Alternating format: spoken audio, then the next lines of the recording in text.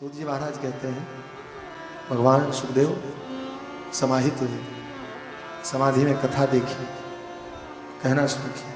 हमारे गुरुदेव भगवान हमेशा कहते हैं कि श्रीमद् भागवत महापुराण भगवान सुखदेव ने समाधि अवस्था में कहा, परीक्षित ने समाहित होकर के श्रवण किया और वेद व्यास जी ने समाहित होकर के लिखा। इसके ये उसी को समझ में आ सकता है जो समाहित होकर के सुने, जो समाहित होकर के कहे। भगवान सुखदेव समाहित हुए, बिना किसी भूमिका के कथा कहना आरंभ किया। कृष्णस्यासीत् सखा कश्चित् ब्राह्मणो ब्रह्मविद्तमान् विरक्तेन्द्रियार्थेषु प्रशान्तात्मा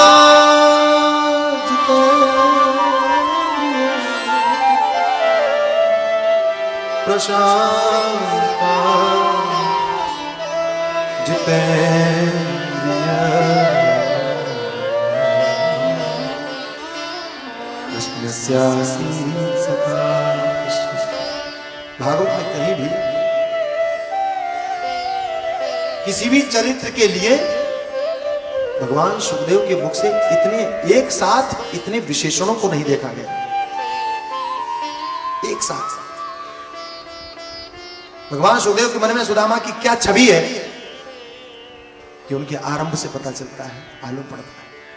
कृष्णस्यासीत् सखा कश्चित्,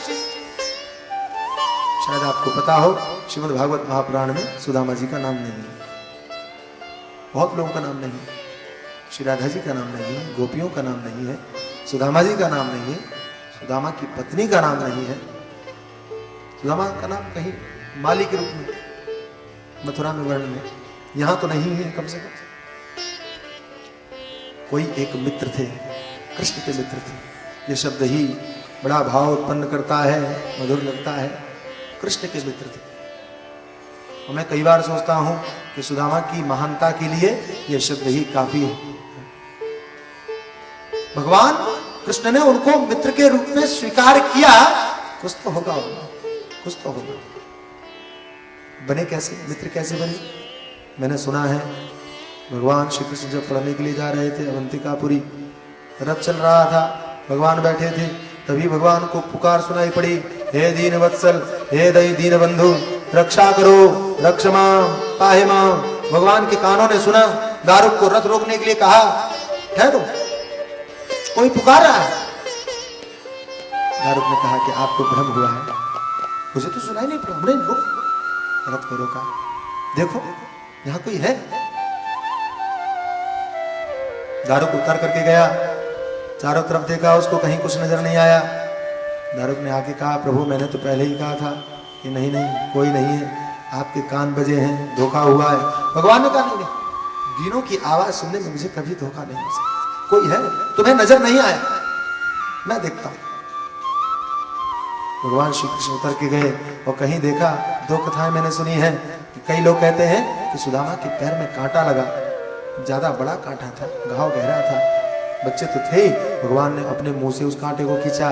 कई लोग कहते हैं कि पैर पर शिला गिर पड़ी थी, निकल नहीं पा रहे थे, भगवान ने शिला को हटाया, सुदामा को ब्राह्मण देवता को साथ लेके आए। दारुक से कहा, देखो मैंने कहा कोई है। दारुक ने कहा, प्रभु एक बात बताइए, हमको सुनाई नहीं पड़ी आवाज, आपको कैसे सुनाई पड़ गई? भगवान मुस्कुराए, भगवान ने कहा, दीनों की आवाज अगर सबको सुनाई पड़ने लगे तो मुझे फिर भला दीन बंधु कौन कहेगा? मुझे लोग दीन बंधु कहते ही इसलिए हैं,